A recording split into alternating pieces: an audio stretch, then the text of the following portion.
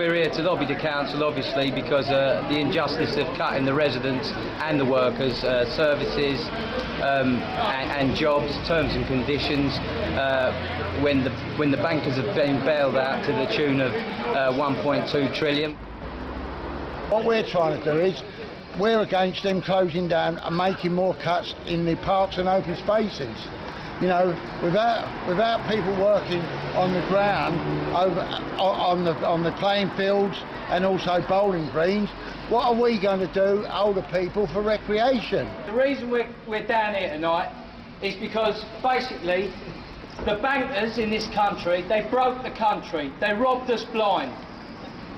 They did this all the time that the politicians of all colours, sitting in the Houses of Commons, had their thieving hands in the till, robbing the expenses.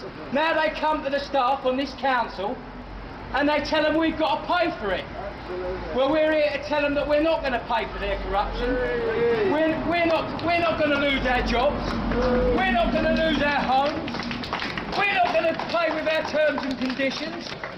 We don't have to be told from central government where they're getting all their bloody perks from.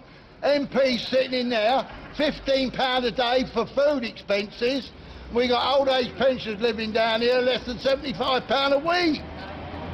And what we say is they should do what was done in Liverpool in the 80s. The militant-led Labour Council mobilised working class people, mobilised trade unionists, built a campaign and won £30 million from the most anti-working class government we've had up until this point. £70 million worth of cuts coming into Greenwich is absolutely crazy. What are they going to do? People who can't afford their rent, they're going to turf them out.